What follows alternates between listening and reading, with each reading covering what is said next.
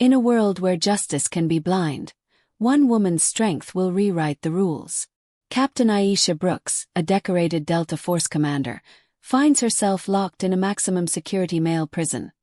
Her identity buried under a bureaucratic error. The inmates see a target. The guards see a problem. But they're all about to learn. She's no ordinary prisoner, and her fight for survival will expose truths that shake the system to its core. Aisha Brooks sat in the back of the armored transport van. Her wrists bound by steel cuffs that bit into her skin. The air was thick with the smell of sweat and rust, the hum of the engine vibrating through the metal bench beneath her.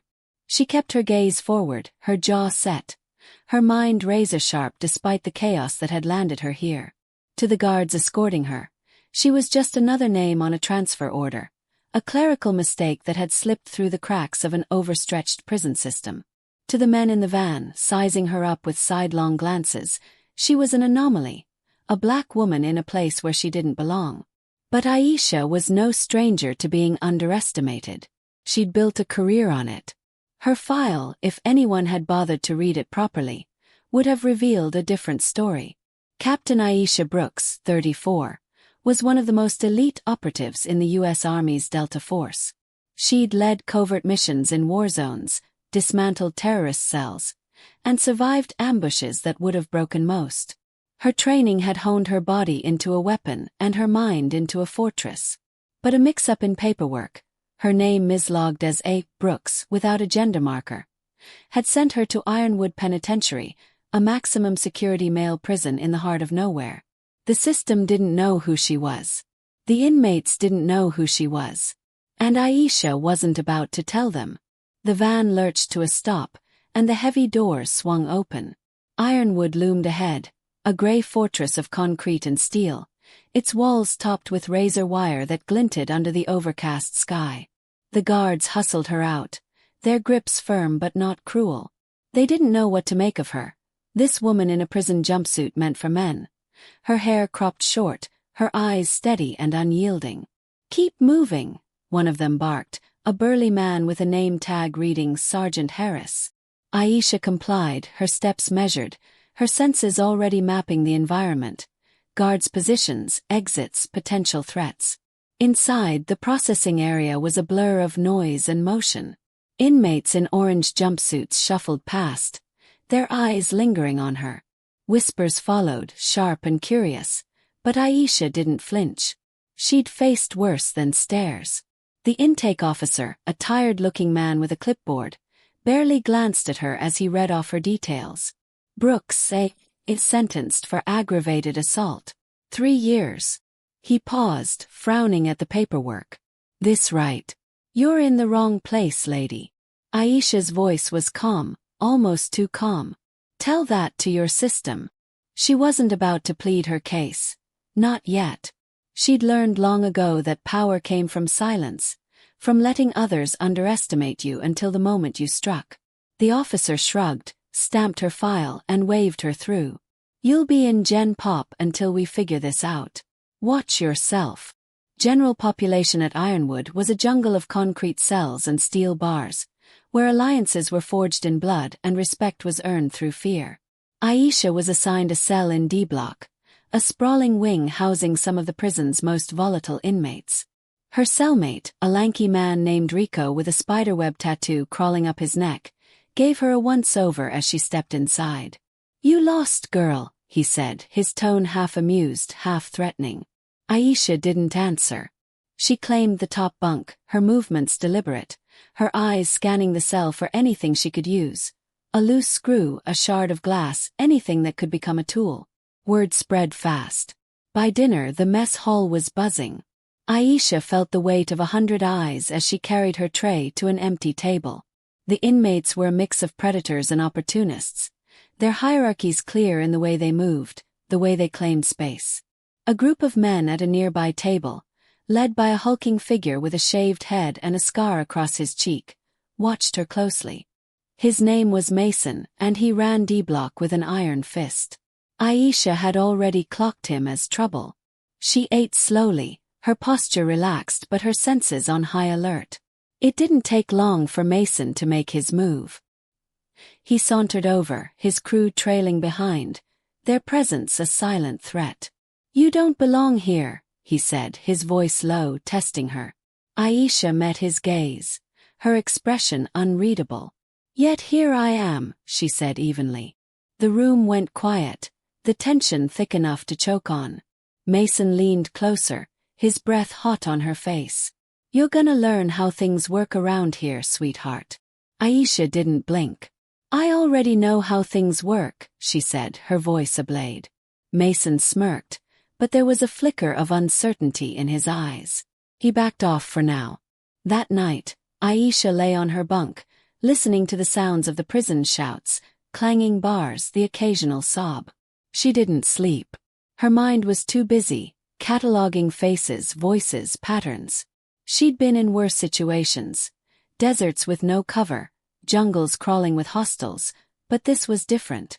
This was a battlefield where the rules were unwritten, and survival meant playing a long game. She needed to find out who'd made the mistake that sent her here and why. Because Aisha didn't believe in accidents. The next morning, during yard time, trouble found her again. A group of Mason's men cornered her near the basketball court, their intentions clear. "You think you're tough?"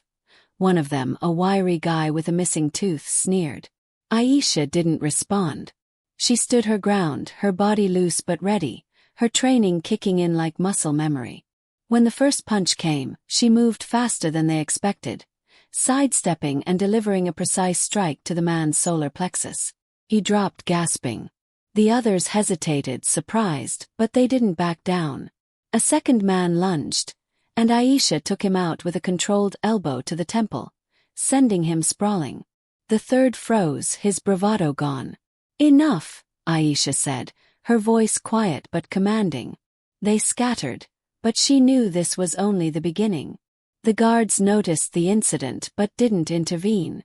Sergeant Harris, who'd been watching from a distance, scribbled something in a notebook. Aisha caught his eye, and for a moment she saw something like recognition. He knew she wasn't just another inmate, but he wasn't ready to act on it. Not yet. Aisha filed that away, along with everything else she was learning about Ironwood. The guards were overworked, underpaid, and corruptible. The inmates were divided into factions. Mason's crew, a rival group led by a quiet man named Torres, and a handful of loners who kept to themselves. Aisha needed allies, but trust was a currency she couldn't afford to spend lightly. Over the next week, Aisha settled into a routine, her every move calculated to blend in while gathering intel. She listened to conversations, watched body language, and mapped the prison's power dynamics. Rico, her cellmate, turned out to be a talker, spilling details about the prison's underbelly. Drug trades, smuggled weapons, guards on the take. Aisha gave him just enough to keep him talking, a nod here, a question there, but she never revealed anything about herself. She wasn't here to make friends. She was here to survive and to get out. Her chance came sooner than expected. During a routine cell inspection, a guard named Carter, younger than the others and less jaded, lingered by her bunk. "You don't add up," he said under his breath, his eyes flicking to her. "No one's saying it, but I checked your file. There's nothing in there about Delta Force, but I've seen your kind before. You're not just some street brawler." Aisha kept her face neutral, but her pulse quickened. "You're seeing things that aren't there," she said, her tone flat. Carter smirked. "Maybe. But I'm not the only one watching you." He walked away, leaving Aisha with a new piece of the puzzle. Someone had scrubbed her file, but not thoroughly enough. That night, Aisha overheard a conversation in the cell block that confirmed her suspicions. Two inmates, low-level runners for Mason, were whispering about a special case the warden had been paid to handle. "Some big shot got her sent here to disappear," one of them said. "No one's supposed to know who she is." Aisha's blood ran cold. This wasn't a clerical error. Someone wanted her buried in Ironwood, where she'd either be broken or killed. The question was who and why. She didn't have time to dwell on it. The next day, Mason made his next move. He'd been watching her, biding his time, And now he saw an opportunity. During lunch, he sent one of his lieutenants, a brute named Kessler, to deliver a message. Kessler slammed his tray down across from Aisha, his bulk blocking her view of the room. "Mason says you're either with us or against us," he said, his voice a low growl. "And if you're against us, you won't last long." Aisha didn't look up from her food. "Tell Mason I'm not here to play his game," she said. Kessler leaned in, his hand inching toward her tray. Before he could touch it, Aisha's fork was in her hand, pressed just hard enough against his wrist to make him freeze. "Don't," she said, her voice ice. Kessler pulled back, his face a mix of anger and respect. He left without another word. The incident didn't go unnoticed. Torres, the rival leader, approached her later in the yard. He was different from Mason, calmer, more calculating, with eyes that missed nothing. "You're making waves," he said, his voice soft but firm. "That's dangerous in a place like this." Aisha studied him, weighing her options.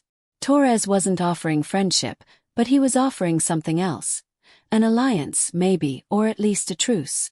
"I can handle dangerous," she said. Torres nodded, a faint smile on his lips. "I believe you. But watch your back. Mason doesn't like being challenged." He walked away, leaving Aisha with a new variable to consider. As days turned into weeks, Aisha built a mental map of Ironwood's inner workings. She identified the guards who could be bribed, the inmates who could be swayed, and the ones who were too far gone to reason with. She also started to piece together the bigger picture. The warden, a man named Hargrove, was at the center of it. He was corrupt, that much was clear, but Aisha suspected he was just a cog in a larger machine. Someone outside the prison had orchestrated her transfer, someone with enough power to manipulate the system and enough motive to want her silenced. Her military career had made her enemies, rival operatives, corrupt officials, even foreign agents. Any one of them could be behind this. Her breakthrough came during a rare moment of solitude in the prison library. Tucked in the back, where the fluorescent lights flickered and the air smelled of moldy paper, Aisha found a scrap of paper slipped inside a book. It was a handwritten note, barely legible, but the words were clear. "They know who you are. Trust no one. Find the ledger." Aisha's heart pounded as she tucked the note into her sleeve. The ledger. She'd heard whispers about it. A record of Hargrove's dirty deals, kept somewhere in his office. If she could get her hands on it, she might find the name of the person who'd put her here. Getting to Hargrove's office was no small feat. It was in the administrative wing, behind locked doors and security cameras. Aisha needed a plan, and she needed it fast. Mason was growing bolder, his crew tightening their grip on D-Block. She'd already fended off 2 more attacks, each one more coordinated than the last. She couldn't keep fighting forever, not without drawing too much attention. She needed to move, and she needed to move now. Her opportunity came during a prison lockdown. A fight in C-Block had spiraled out of control, and the guards were stretched thin, scrambling to restore order. Aisha used the chaos to slip away, moving through the shadows with the precision of a ghost. She'd memorized the guard rotations, the blind spots in the cameras. She made it to the administrative wing, picking the lock on a maintenance door with a makeshift tool she'd fashioned from a stolen spoon. Inside, Hargrove's office was a fortress of its own. Locked filing cabinets, a computer with a password she didn't have time to crack. But the ledger wasn't digital. It was old school, a leather-bound book hidden in a safe behind Hargrove's desk. Aisha worked quickly, her fingers steady as she manipulated the safe's dial. Years of training had taught her how to listen for the faint clicks of a combination lock. When it opened, she found the ledger and something else. A file with her name on it. Not the sanitized version in the prison system, but the real one, detailing her military service, her missions, her commendations. Someone had gone to great lengths to bury it, but they'd left it here, maybe as insurance, maybe as a mistake. Aisha didn't care. She had what she needed. The ledger was a goldmine. Names, dates, payments.